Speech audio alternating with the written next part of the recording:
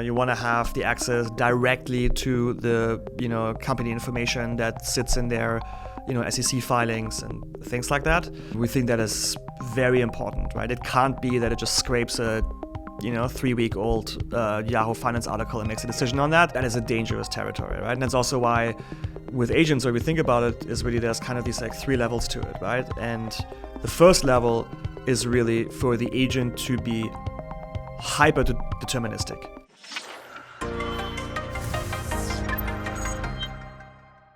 This episode is brought to you by Propy, which is leading the charge in putting real estate on chain. Propy is a game changer. You can buy and sell real estate with cryptocurrencies using the Propy platform, which is powered by a blockchain, of course, and they have a native token called Pro. And I've been an investor in the Propy token since 2018. So Propy is a licensed Web3 pioneer operating since 2017. They have facilitated over $4 billion in transactions. They're putting titles and deeds on chain. They use Coinbase for their crypto escrow service. So this is a great platform. And once again, they are ahead of the curve when it comes to putting real estate on chain. And they just launched a great campaign where you can earn some of the Propy tokens. And it's simply by doing tasks such as sharing their vision video, signing up and inviting a friend, and much more. So if you'd like to learn more about Propy, visit the link in the description. Hey everyone, welcome into the Thinking Crypto podcast. I'm your host, Tony Edward, and we are recording at Station 3 in New York's Financial District. And my guest today is Leif Abraham, who is the co-founder and co-CEO at Public, which is one of the fastest growing investment platforms offering members the ability to invest in stocks, options, bonds, and crypto, and also leveraging AI in many different ways. Leif, great to have you. Thanks for having me. I'm excited to dive into Public and learn about your different offerings, and you're doing some really cool things with AI as well. So looking forward to this conversation. But let's kick it off with your background. Tell us about where you're from, how'd you end up becoming an entrepreneur and co-founding Public? Yeah, so grew up in Germany. That's where the beautiful accent comes from originally. But been in the US for a long time, like 18 years now or something. And essentially before Public, had a few other companies. One thing I started was like a invoicing payment software for freelancers, which I sold to Fiverr. And then essentially when Public started, my co-founder Yannick and I, we both just sold our companies, and we had this like serendipitous moment of like being actually like kind of free agents at a similar time, which I would say is something that usually doesn't happen with your founder friends, right? And and then essentially like one thing came to the other, and that's kind of what Public came out of, right? And like the main thing that we've really seen was that that like the big opportunity for us in our space is obviously the great wealth transfer. But if you look at the great wealth transfer, that generation didn't really necessarily have like their next generation's Schwab yet. Like most of the investing products that came out from that more fintech generation were very heavily focused on speculation. Right, and that very much active trading or like gamified finance for like roundups and so on. And so what you saw was in that first wave of consumer fintech was really this like TAM expansion for the bottom 75% of the US, and that lent itself just much more for products that were more for lower income audiences, etc. And that lent itself to this like more kind of mobile first sort of gamified type of offerings and such. And what we really had this focus was like, hey, the opportunity is going to be with that top quartile, with the top 25% call it, so people that make more than $100,000 and such, because they're also going to inherit 85% of the great wealth transfer. And so let's build really a serious financial product you can trust with your life savings. It has the product depth as well to like make you be able to create a multi-asset portfolio, have the right data that you might need, the right research capabilities, and just like the way for you to like really be smart about compounding your wealth into the future. And that's kind of what we like set out to build with Public. Are you essentially a competitor to like the likes of Robinhood, or is it more so on the Charles Schwab side of things? It's a little bit more on the Charles Schwab side of things. So even if you look at like where we kind of like steal customers from, where people like consolidated brokerage accounts from and so on, it's like Schwab, Fidelity, E-Trade, Vanguard are like the top kind of like other platforms that people like transfer into. So we're much more competing with the incumbents, because that's also like the more sophistication and product depth kind of sits right now on the market, right? Versus the platforms that are a little bit more focused on like mass market, call it like more Main Street America type of focus. And you offer a variety of asset classes. I mentioned in the introductions, stocks and crypto and so forth. Where along the timeline did you add crypto, given that that's a new asset class? Yeah, crypto was the second asset class we added. So we launched in 19, and then crypto we added at the end of 21. So I would argue we were actually late in adding crypto, to be honest. But obviously from there, like now it's the third largest asset on the platform, next to also just like cash and bonds and stuff, right? So equities, cash, bonds, and then crypto is like the third largest asset in terms of like AUM on the platform. And obviously we've done a lot of strides there, through it's called like catch up over the years in terms of product depth and so on. And that falls into like now, for example, we have a trading API where you can also do, trade crypto over the API. We are doing crypto IRAs now, so the ability to actually hold and trade crypto within an IRA and therefore like get that tax advantage treatment. We're not immediately getting, have to think about your capital gains at the end of the year because it's tax deferred as an IRA is, and so on. So we've done a lot of work there to really kind of like broaden that offering all the time. Well, it feels like the timing is really great with all these offerings because the world is becoming more financialized. Right? We're seeing people investing in different things, doing a lot of online betting and gambling. There's prediction markets and all these things. And then when you think about traditional assets moving on chain, getting tokenized, it seems it's going to get even more financialized. Yeah. Exactly. I mean, there's obviously a lot of regulatory tailwind right now, finally in the US around the crypto ecosystem, generally speaking, right? And I think when you look at the Gensler era and so on, there was really this notion of, regulation through enforcement, let's call it, that really bugged down the space a lot. Like we had competitors of ours that just went, just stopped doing crypto entirely, right, during that time. And, if I look at, for example, what, the actual role of someone like the SEC is, it's obviously investor protection at the end. And I would argue that what happened, before what's happening now is really that it actually had the opposite effect. Like the people that were sold out of their crypto accounts in, call throughout 2022 and onwards, because of this regulation through enforcement, where essentially companies were kind of forced to kind of give up the crypto offering. And then people were sold out, put back into cash at a time where crypto prices were very low and so on, and that in an asset class that is retail first, it was born retail. That was what is so inspiring about the crypto story, right? Is that the first people that had money on it were not some hedge fund person somewhere, but it was, like normal retail people. And I think that actually a lot of harm was created there because I think actually a lot of people likely lost money on that because they were sold out at times where, prices were low. And so I think there was a lot of kind of harm that actually created, even though maybe the intent was for investor protection, but I think it actually created more harm than it was protecting people. And so I think I'm very welcoming of all the regulatory changes that already have been made and are currently in the works. And then I think the second thing that's obviously happening now, to your point, is that not just around crypto, the asset class regulation, but also crypto as a technology for infrastructure. And, in that, there's obviously, we can go into multiple aspects there, right? When you talk about tokenization, there's tokenization of public equities, there's tokenization of private assets, which is a broad kind of category by itself as well. So we can dive into each of those if you like. But from a pure technology perspective, it's obviously exciting that there's, a lot of strides are now being done on the regulatory side that will enable, a lot of innovation that's going to happen, I think, in the next, decade forward around that space, of course. Pardon the interruption. Hi, I'm Tony. I'm the host of the Thinking Crypto podcast. I wanted to ask you if you can please support the podcast by hitting the like button, subscribing if you haven't as yet. You can leave a comment below as well. And if you're listening on a podcast platform such as Spotify, Apple, or wherever you get your podcasts, please be sure to follow and hit the 5-star rating. I'll let you get back to the content. Thank you so much. Amongst all the assets, how's crypto performed on public, as far as customer demand? Have you seen a big demand given, how the regulatory environment has changed here in the United States? Yeah, I mean, on public, it's all net buys in the end, right? So that AUM is just continuously growing. But also because like our type of user, we obviously have people who just trade in and out of crypto as well. But generally speaking, our type of user is someone who is like more of a portfolio compounder, right? There are people that add to their portfolio on a monthly basis as a paycheck comes in. And then crypto, like especially obviously like, called like the blue chip cryptos, like a better wording of like, Bitcoin, Ethereum, Solana, like those types.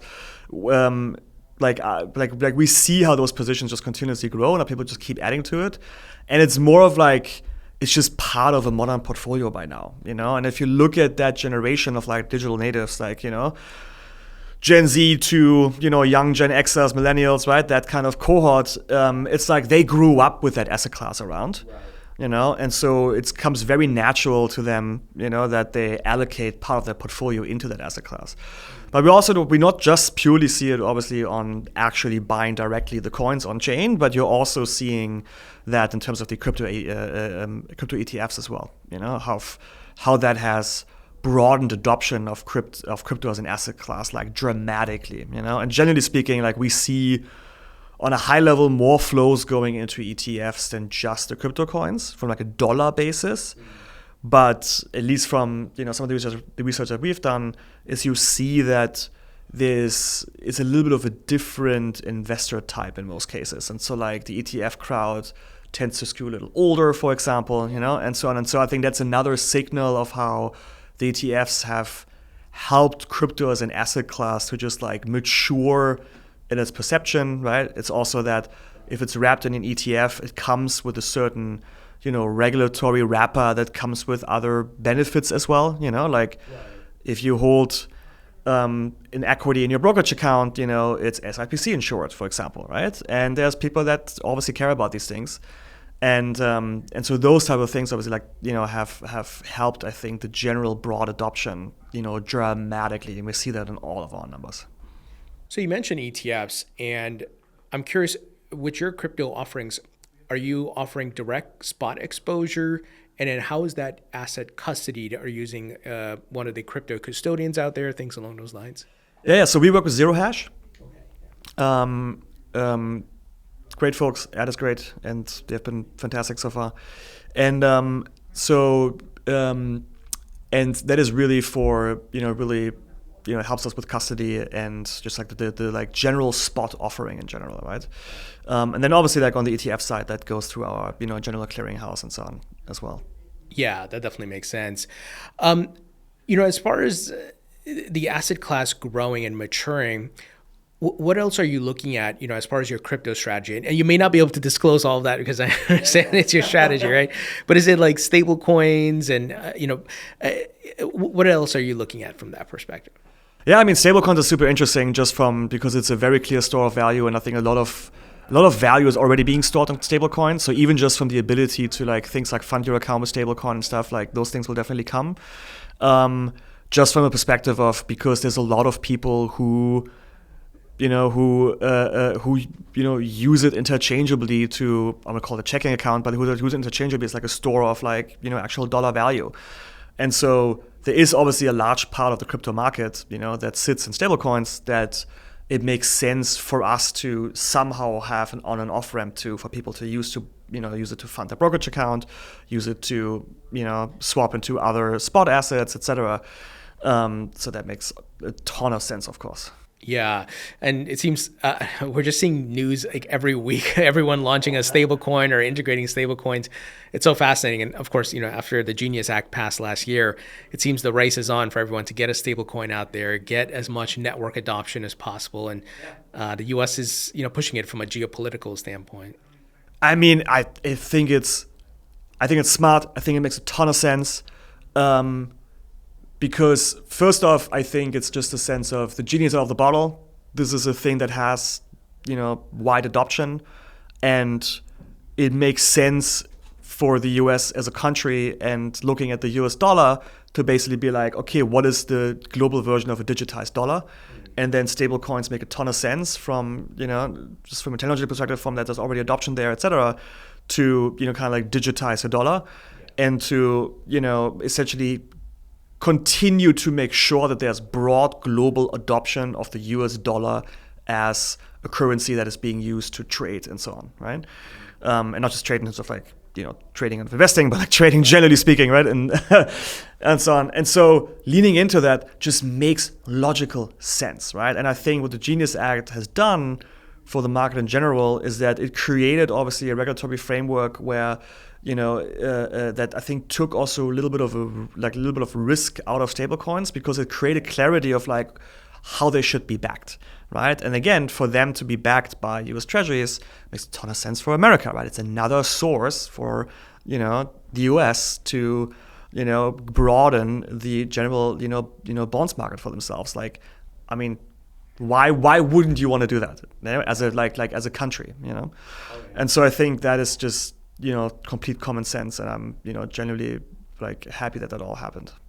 Since we're on the topic of legislation, the Clarity Act is currently in the Senate. There's a big debate between the banks and the crypto industry about stablecoin yield, which is holding up the Clarity Act.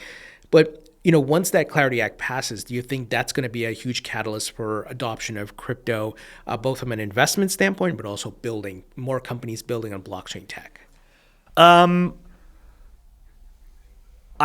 mean, generally speaking, of course, the more regulatory clarity there is, the more I would expect adoption to increase, just because people who might not feel super comfortable now with crypto assets will feel more comfortable the more they have some sort of regulatory safeguards built around the asset classes, right? And I would still say that we have very early days there, right? Like, and there's so much more to be done, right? And if you look at the traditional financial space, like in our space, for example, again, I mentioned SIPC insurance on brokerage accounts, right? And there are things like that have been kind of built over, the last century of, the financial markets in existence, that make a ton of sense. And I think for like equivalents to trickle into the crypto markets, generally speaking, I think will only be good for adoption, because people will feel more comfortable and more secure in putting money into it, right? Yeah. Now, the second part of like, I think there's a lot of people who are essentially ready, or maybe in the background already building, but are not necessarily releasing it. Especially if you look at the big banks and such, to go deeper into crypto infrastructure and using stablecoin rails for transactions and so on, and they're just waiting for the regulatory clarity to just press the launch button. And so I think that is just something that's definitely going to happen, because also it's obviously from a pure business perspective, like whenever you have such big regulatory like potential technology changes on infrastructure, it's also a big business opportunity for all these companies, right? Where it's like, if you're at the forefront of that, you have the ability to compete for business that maybe currently doesn't have much incentive to like change, because you're all running sort of the same rails, you're all kind of sort of doing the same thing, Yeah. And so if you have the ability to maybe create some new efficiencies, to run on newer technologies, maybe create some more security for you as well, etc., and therefore have some competitive advantage. So if it just makes sense for a lot of businesses to be like, makes sense for me to try to be first there, because if I'm first there, I have just like an edge in just competing with my competitors, on something new that will get adoption or that has certain selling points, And so like I think there's a lot of people who are behind the scenes either have already built or are building, that just waiting to press a launch button the minute regulatory frameworks are clear. Yeah, it's exciting. And hopefully they can get that done this year. Obviously the banks are fighting back on stablecoin yield. I don't know if you have any thoughts on that, because essentially they're saying platforms like Public, you're not allowed to offer stablecoin yield. Only banks can do that. But obviously many banks are still trying to build their stablecoin yield. Do you have any thoughts you want to share on that? I don't think I really do, to be honest. You will always have the tension of, existing. It is the innovator's dilemma, right? Like you have existing big businesses that have very nice cash flows that the people who are in it are trying to protect.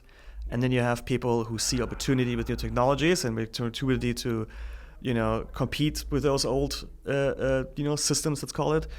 And there's people who will not like that competition because it attacks their core business. Like, of course, right? Of course. It's just how the world works, and you're always going to have that, and it's always going to happen. But I think in the long term, as long as the technologies have some real advantages, it's like you you're just trying to delay something that's inevitable. Yeah. And, the change is going to happen. It's just a question of, how long someone kicks and screams to try to prevent it. But it's likely going to happen, because if the efficiencies are real, then the adoption will come and everything else will follow. And so, I think it's just the typical tensions that you have whenever there's a big change that, attacks some very frothy old revenue streams that people like. Yeah. Yeah, incumbents will always put up a fight, right? Because they got a stranglehold on the market. And if you're trying to take that away from them, naturally, they're going to fight. You mentioned earlier that the cohorts and, Gen Z and these folks that are now investing and looking at investing differently.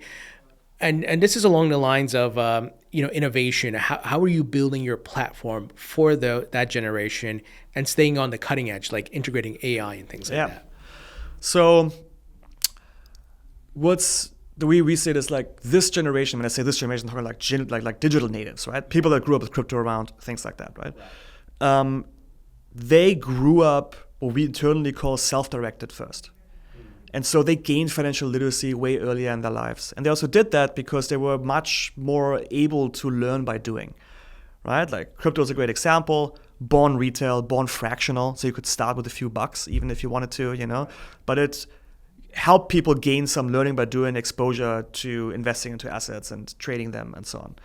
And, the same happens with financial content, like social media and, just the ability to create bite-sized content about something, creates niche communities. I always make the example of this multi-million people strong communities around dividend investing in the world. I'm looking at this and be like, how much can you talk about dividend investing? But apparently there's a lot to be talking about, Yeah. And so all these things I think have created a generation that just feels very confident in their abilities as an investor. And they kind of recognize it's not rocket science, it's just investing, and therefore they want to have more control over their portfolio and are more actively involved. And so they don't want to just sit back, give it to a financial advisor and be like, hey, do this all for me. I don't know what to do. They want to play an active part. And so if you look at that, then this old world in our space was if you look at literally a Schwab website, right? It's either hire an advisor that does everything for you, or log into this tool where you have charts and buy buttons and you do it yourself. On the one side, you mostly try to get people into options trading because that's how you monetize them. On the other side, you want to clip 1 or 2% a year of someone's portfolio. That's how you monetize that. Yeah. Very binary world. And we look at it much more as a spectrum. And in the middle of that's what we call guided investing. And so what specifically, for example, AI does, it blurs the lines between those two sides. And it really turns it much more into the spectrum, where potentially parts of your portfolio might be managed, right? We've launched a product called Generated Assets, which is, you can think of it as kind of sort of a new asset class, where you can prompt your own financial product. And so you can give me companies that are founder-led, are, gonna have some, are open to innovation in crypto, and grow more than 30% a year, but also they should have no debt. And then the AI goes out. There's essentially an agent for each stock on the stock market. Think of it like a stock analyst, And then that prompt goes out, task every one of these sub-agents to basically run analysis in every stock on the stock market. It comes back, gives you a selection of stocks based off your criteria, tells you why it was picked, gives you a relevancy score based on that, weights the index accordingly, backtest that against the S&P 500, tells you returns and drawdowns, and then you can invest in that, and it sits in your portfolio the same way like an ETF would.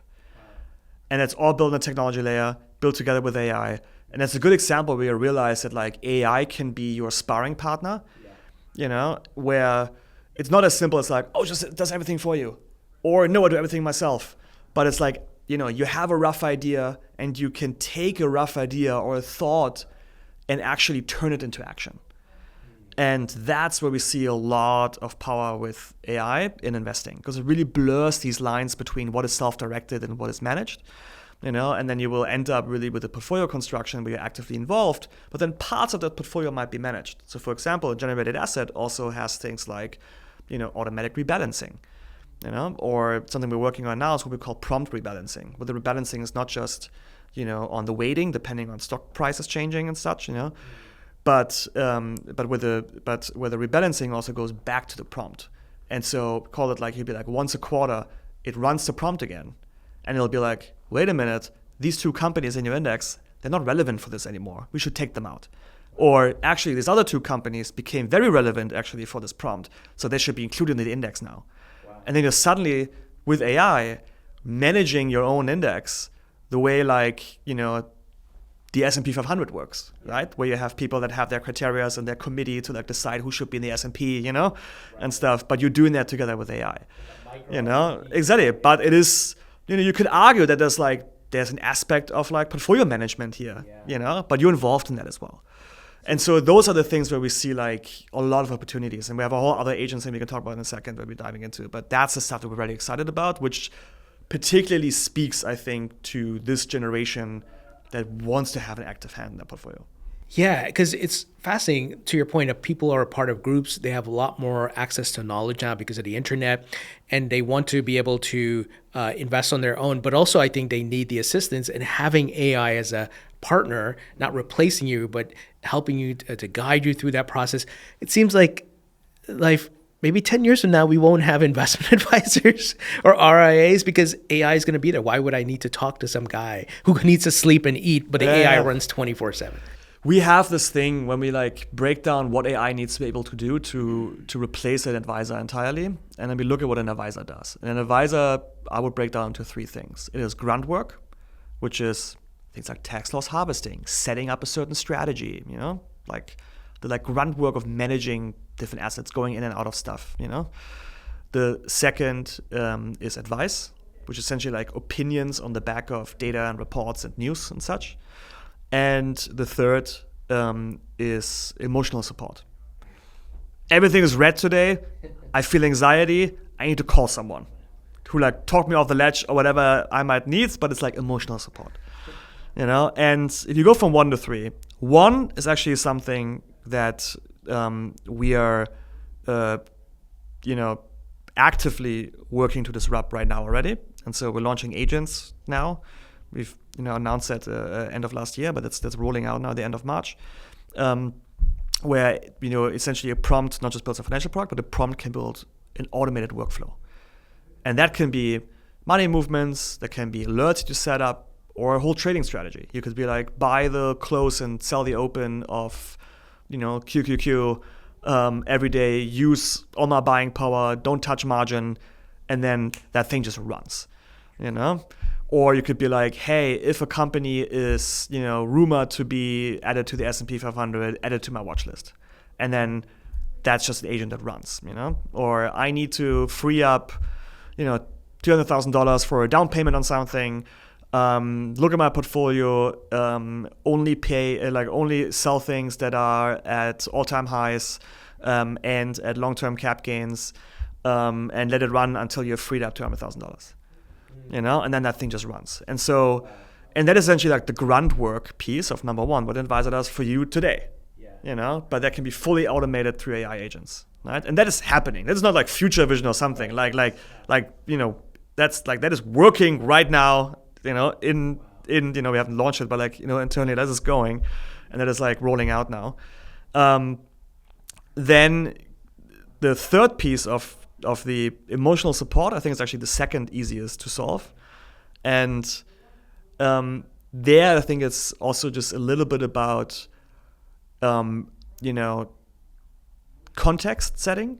What is happening right now? If like the talking me off the ledge where everything is red, type of example, right? It's like, okay, understand what is happening. Tell me what is happening, And then I think there's like a tone aspect to it of what is the type of voice that it has the ability to calm me down, And then you're talking about like these interesting things of, can you test drive different personalities of advisors, and like what is the type of person that like I want to get this emotional support from, and like how do you test that? And it gets really nerdy and interesting of like how do you build for that, and so on. And so like do you like choose some different personality types at the beginning, and so on. But that's like a whole kind of on section. But I think that is actually quite easy, and I think it's quite easy because, my hunch would be that we as humans might be a little bit more simplistic than we sometimes, maybe want to admit. And that emotional support is actually, easier to solve than, for example, number 2, which is advice. Because advice is way more subjective. Like if an advisor gives you a hot stock tip, how much do you really believe that's a good tip or not? Because now you go into like, what's my risk appetite, for example, and so like the advice is essentially just opinions on the back of data and news and so on. At the end of the day, that advice is just opinions, and that very much varies of like who I am, and like how much risk do I want to take, and like do I believe this person or not, right? And if you would interview a financial advisor right now, and you have one that sits in front of you and is like, very aggressive and like broy and uses swear words and it's like, let's do this and lever up here and let's go, whatnot. There's people who will love that. Yeah. And there's people who will be like, whoa, not my guy, And so like there is, like that. And so I think second is actually harder to solve because there is, just like a lot of, it's just like this like, it is subjective. Yeah, it's like different personalities and what resonates with you may not resonate with me. So that's fascinating. And I love that because I can customize who I want to hear from, what the AI, I don't know if chat bot looks like or what the tone of voice is. So that's really great. And this seems and like it is the future, right? And we're all becoming more digitally savvy and the future is more digital. And certainly if I can have an AI assistant running 24/7, it doesn't sleep, eat, and it doesn't take holidays, that's pretty good and can make my portfolio more efficient and maybe greater returns. And like the way we think about also is like, is that agents will move people up their sophistication level. And people that might have been very passive, not just because they want to be passive, but also because they might just lack the ability to turn certain ideas into action. And so a good example is, there's a lot of people who understand high level the concept of generating income through covered calls. Like, and you'll be like, okay, high level, I understand. There's like a concept like that. I'm intrigued. I don't know how it works. I don't know how to read an options contract. I don't know, how to judge if this could be good or not. Right. But now you can talk to AI. It can give you, it can look at your portfolio, tell you like, hey, here are income opportunities based on the stocks you have. You can tell them like, what, don't touch my NVIDIA position. I never want that to be called. Explain you how it works, tell you what's possible, and then you can execute on that. And literally gives you immediately an agent where you just be like, okay, you know what, activate this agent. And then it runs. And so it moves that person up in their sophistication level. And on the other hand, if you're someone who's already kind of active, you suddenly have the ability to potentially run like API trading style strategies without needing to know how to code. And so suddenly you, even as a really active, sophisticated person, have the ability to do more. And what that also just all does is that because there's agent who, more deterministically kind of execute on your ideas, it also means that you don't have to be glued to the screen all 24/7. So you can actually be a more active trader if that's what you want to do, because you have those strategies and those ideas. But you can do that without having to like now be the guy with 7 screens who like has to monitor everything 24/7 or whatever, right. Because you can have agents who do it on your behalf and run these strategies for you. And what that also does, it takes emotion out of it, yes. And so in most cases, we're emotional human beings, right? And if the chart turns red, etc., it's very easy to, be reactive. And so if you have this like kind of, more deterministic strategies in your head and so on, like you can execute on those and have those run, and have them be like, kind of like one level away from your emotions, because an agent is executing those and not you yourself every day. Is your AI technology proprietary, or is it using, let's say, data sets from OpenAI and Gemini and things like that? We connected mostly to our own data sources, and that's also very important just for like hallucinations and stuff like that. And like, we've done that literally for the last, 2.5, 3 years since we've launched our like research, assistant in the app. And because you want to have the real-time market access, you want to have the access directly to the, company information that sits in their, SEC filings and things like that. We think that is very important, right? It can't be that it just scrapes a 3-week-old Yahoo Finance article and makes a decision on that.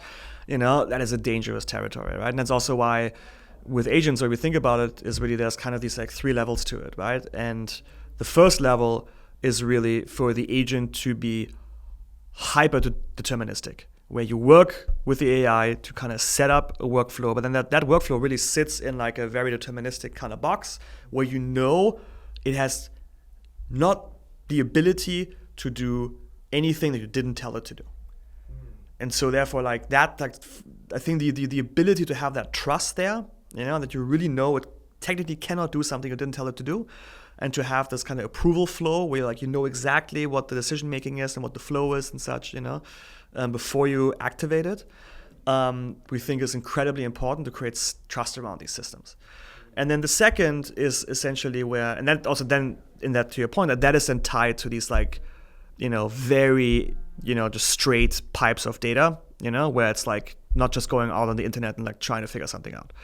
Then number 2 is where you have the deterministic flows, but then for certain pieces, you give the agent the ability to make their own decisions, but still in a deterministic way. So if you take the example of, when a company is rumored to be added to the S&P, added to my watch list, right? That's an agent that runs. Now, in that moment, the agent might ask to be like, okay, so what do we take as a credible source here to determine if it's to take this rumor as, something that we'll take as a thing of like, okay, like we put some weight on that information, and then you can be like, okay, exclude social media, only use, mainstream media sources, for example. And then it's like, okay, so it has some ability to interpret itself, but there's still a certain deterministic workflow built around it that, basically, boxes really much like what it's able to do and what it makes decisions on. And then that kind of runs, but still in this more kind of deterministic kind of thing. And then the third is what we call free will. And free will is basically straight up, open claw style. You give full free will to the agent to do whatever you like to do, And then it really falls into like, my gut is most people will start on 1, and be like, I want to automate ideas that I have, and have agents run that like, but I have a very clear understanding of and know what they can do and what they can't do. Then some people will do too, and then there's maybe a few people who are just like, let me create a new public account, put a few $1,000s into it, let it like sandbox it in some way, and like have the agent go wild and like see what it can do. And some people will do that like more like experimental. But we very much believe you have to start in 1 and 2, because again, 3 is obviously, can literally go nuts. Let's be straight. I was going to ask you if in my account I would be able to segment, like let's say I'm starting with 20K, right? Yep. And I put 10K towards number 1, 5K number 2, 5 to 3. Can I do something like that? You can. You totally can. So obviously, like you can just set up multiple agents. Right, like in the same account, and then each agent can have their own kind of, like will have their own, like criteria of like how they run. Sure. The other thing would be you just create multiple brokerage accounts within public, and that's how you can sandbox it, like even more, because there's always the risk of, you might set up agents that, where you tell every agent like use my entire buying power and stuff, and then these are things that have to be managed, yeah, so like my hunch is like if you the best way to do that would be just like if you really want to like run completely different strategies, even just for like performance reporting, like you want to have a chart, like one chart maybe for each strategy and stuff like that. Right. If it's like trading strategy related, then the best way would likely be to set up multiple accounts. We will get to a point where if it's a trading strategy, we'll also have a chart for that strategy and stuff like that. But that's like a little bit more in the future right now. And along the lines of in the future, and this may be getting too much in the weeds, but I'm very fascinated by this. Do you foresee that, let's say I create the AI agent, right? And I'm talking to you and I'm like, hey, I'm getting this X amount of return. Can I share that AI agent or sell it to you on the platform? Is that possible eventually? The general answer is yes. Okay. Because agents as well as generated assets are shareable. And then there's always the thing of you can just freely publish them, and then other people can pick them up and be like, look at the catalog of agents and be like, this is a great idea for an agent. Let me just activate that, And I think that, kind of like the crowd of ideas there, I think is also, again, another important thing. You will always have a segment of customers who will sit in front of an empty prompt field and be like, I don't know what to do. And so like you will want some sort of catalog where people can also see like what have other people done and get inspired and maybe just pick something off the shelf and things like that, right?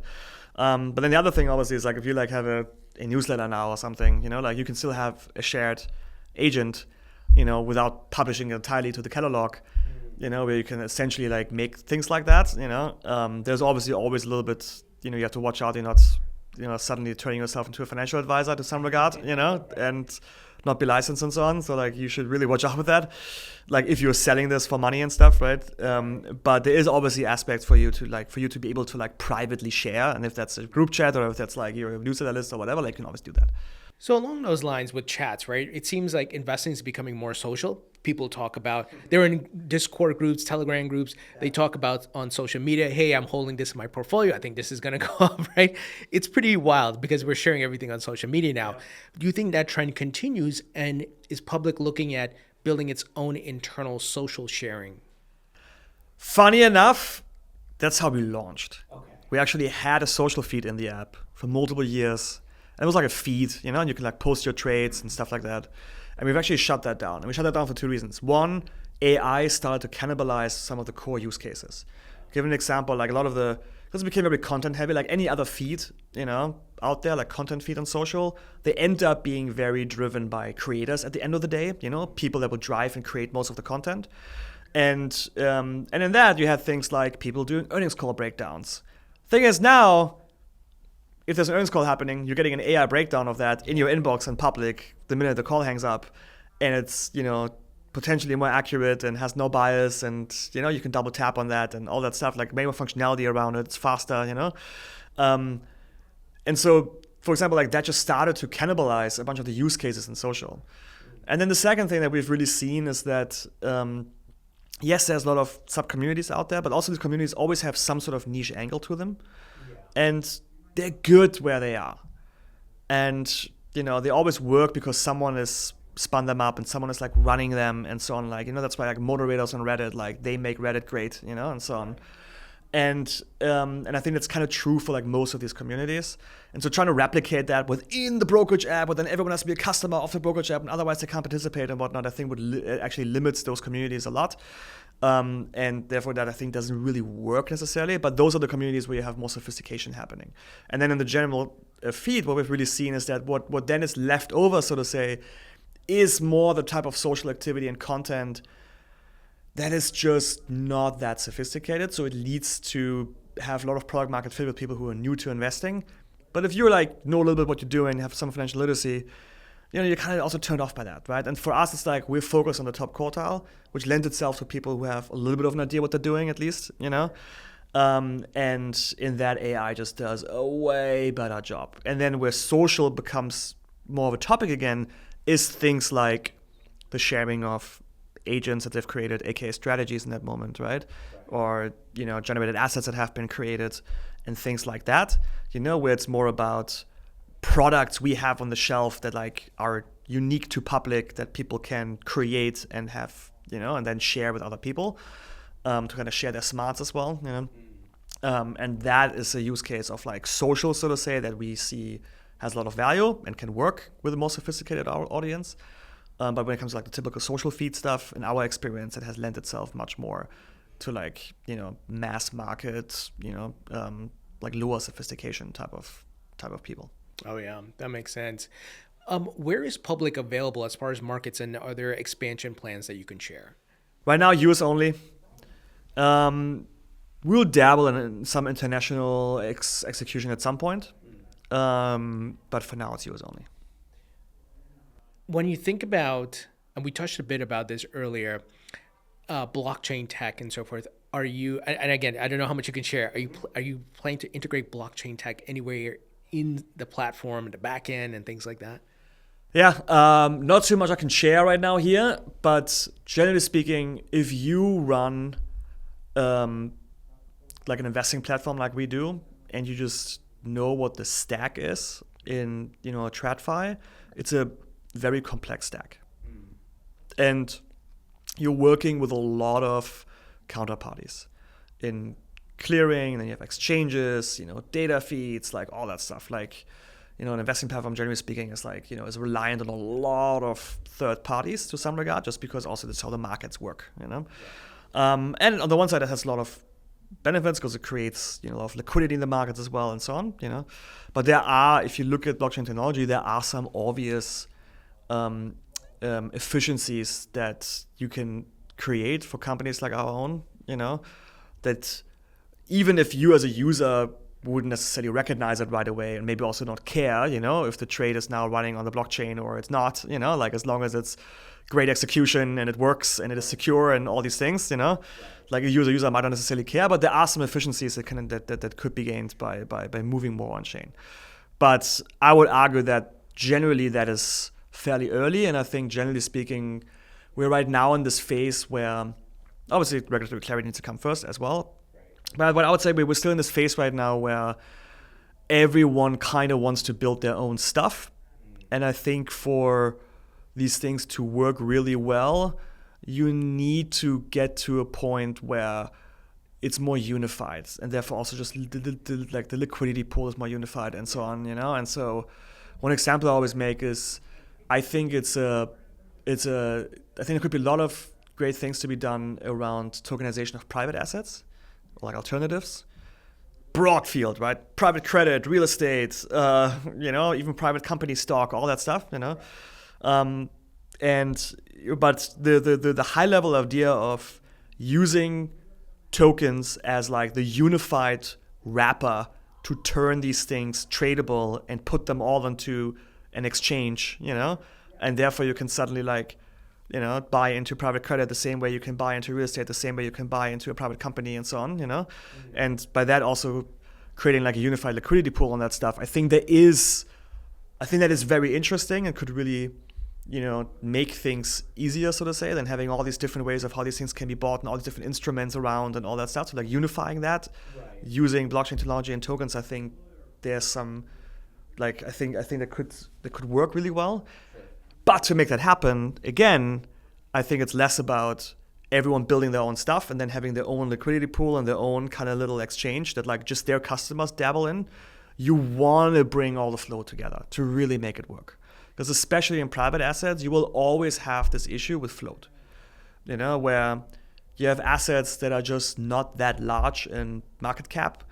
And so if you then only have partially, let's say you have, $10 million of, an OpenAI stock being traded on, via tokens, and the float is literally $10 million.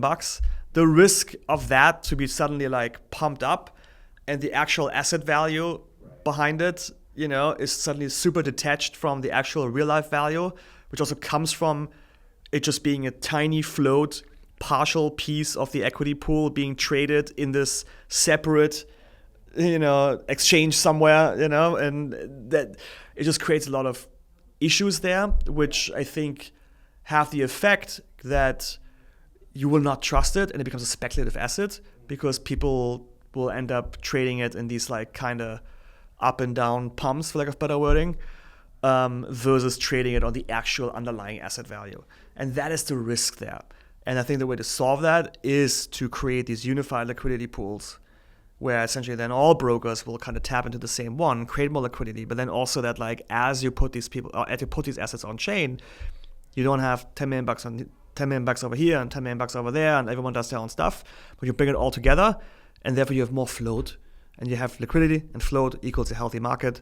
And I think that's the way of how you would really try to execute it. And I think right now we're just far away from it because we're just currently in the phase where everyone would want to own that exchange, And I feel like there needs to be, like, this will not truly come to fruition until a lot of people had the chance to try to be the only one.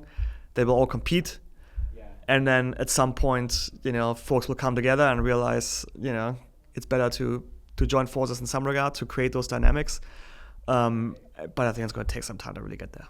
Yeah, and we're seeing the stock exchanges like the New York Stock Exchange, NASDAQ, all these folks, DTCC, and they're all trying to do tokenization, but it's so early. But to your point, there needs to be some unification there. And I'm assuming once, this might be a way off, like, once they put stocks and all these things on chain, that's where you guys may look at, okay, how does this impact us? Versus the back end, but also the front end for the customer. Maybe it doesn't change for the customer. It's just, I want to buy Tesla stock. It's there, but you're using a tokenized version. I don't know, on your back end. Yeah.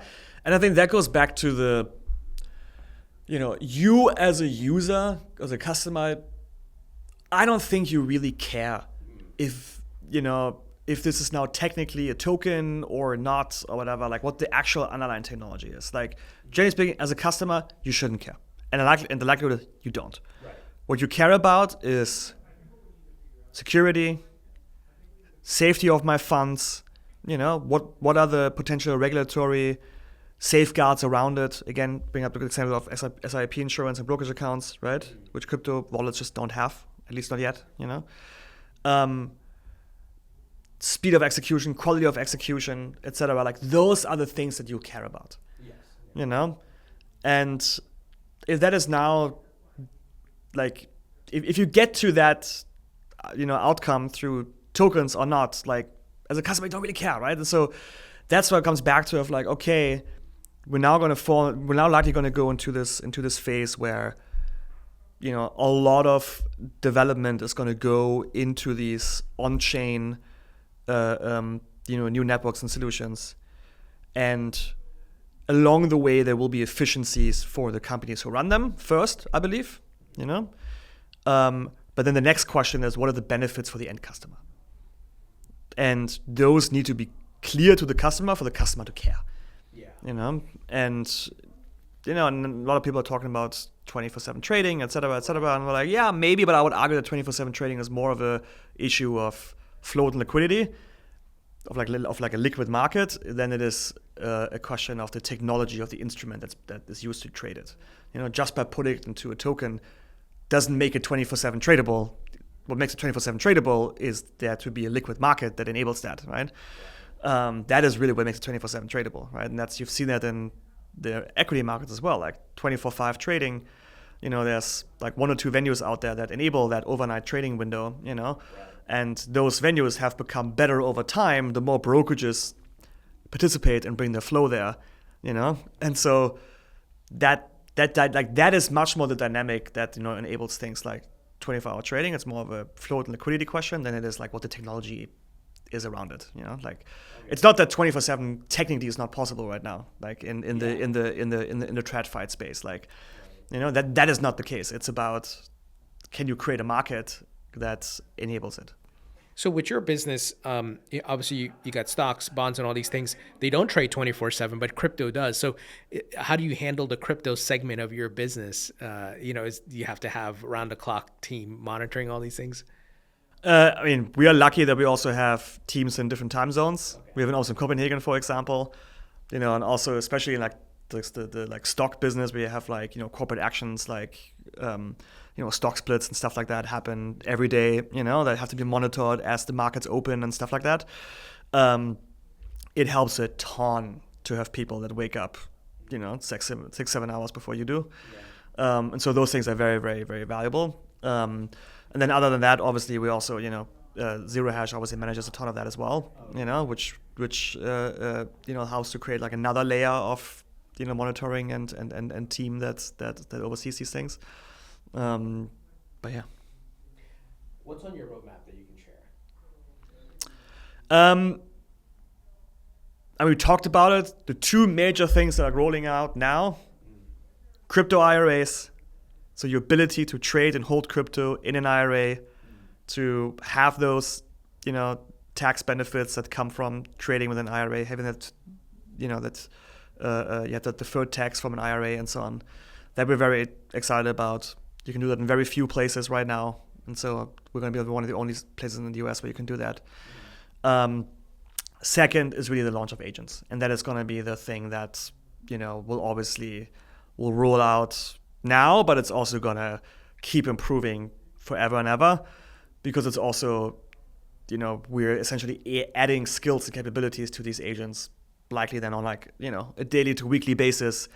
Also as kind of use cases come in from customers and be like, you know what, I would actually love to do this and this, and we're like, oh shit, we never thought about this, And so like we also kind of have to get it out in order to get more feedback into it to improve it over time. But that is something I'm very excited about, because I think agents is the biggest platform shift in the investing space, maybe ever, because it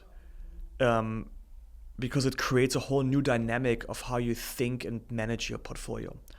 If you look at the brokerage space, it kind of went from, hand signals on the floor to calling up your broker over the phone, to being able to log into a website, do things. Then it went to the mobile phone. But all these major shifts in the space, and each of these shifts kind of like created like a new big investing platform, right? From like E-Trade to even like, I'll put Robinhood into the mobile camp, for example, right? And so on. But agentic AI is really that next leap that is not just taking the exact same thing that happened before and putting it into a different platform, but it changes dramatically how people, not just interact, but how they think about their portfolio and their own abilities as an investor and what they're able to do in the first place. And that's why this is, I think, such a dramatic shift that hasn't really happened in our space, and that's also why, to be quite frank, it's just super fun right now, to build these things, because you can like kind of, you can kind of question everything again and like rebuild everything from scratch. And so like that's really what we're the most excited about. And we're like, we talk about Public really as like that first agentic investing platform. And that's where like all the efforts are going into, and like really making that like the most awesome experience it can be. I can't wait to try that out. It's just fascinating, and I'm looking at different AI models and even creating AI agents, or how I can leverage them on the podcast. But if I can use them in the investing world, and if that can give me an advantage 24/7, I'm excited to try that out. So looking forward to that. Leif, wrap-up questions for you. If you could create your own metaverse, what would the theme be?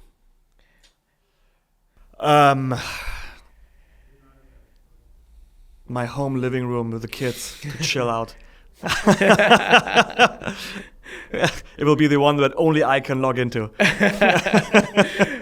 Rapid-fire questions. Favorite food? Meat. Anything meat or a steak or just give me meat. Favorite musician or band? Man, I am really into Fred again right now. Favorite movie? I would say totally underrated. Nick Cage, Lord of War. Oh yeah, that's a great movie. I only saw it, I think, like 6 years ago. And it's been around for, since it's been around a long time. Yeah, it's like, it's really 10, good. 15 years old by now or something. Yeah, it's really good. Favorite book? The Messy Middle from Scott Belsky. It's like a startup book of, like, I like a lot. And full transparency, Scott is like he's an investor in Public as well. But it's a very pragmatic and tactical startup book. Hence why it's called The Messy Middle. It's like essentially it's about all the stuff in the day-to-day that you have to deal with as a founder. And it's kind of like no bullshit, Like I think there's a lot of books where like if you read the back cover, you've kind of read the book, and that one is not like that. That one is very tactical. There's a lot of little snippets in there that are very nice little life lessons if you're a founder. Oh, very cool. And when you're not working, what are you doing for fun? Eat. I guess eat meat. Are you on a carnivore diet or something? Yeah, dude. I just try to get some protein in. Oh yeah, for sure. I know. I'm a super foodie. If you want any restaurant recommendations in New York, I can totally give you a rundown. I'm telling you, the Koreans are crushing it in New York right now. I would say 4 or 5 of my top 10 restaurants in New York are Korean. I would say, and obviously there's a lot of meat and Korean food as well, which is great. Yeah, for sure. Absolutely. But yeah. Leif, Thank you so much. I am really looking forward to testing the AI agents on public and the future innovations. Thank you so much for joining me. Thank you. Thank you so much for tuning in. Please hit the like button, subscribe if you haven't as yet. If you're listening on a podcast platform such as Spotify or Apple, please follow and leave a 5-star rating. Thank you so much.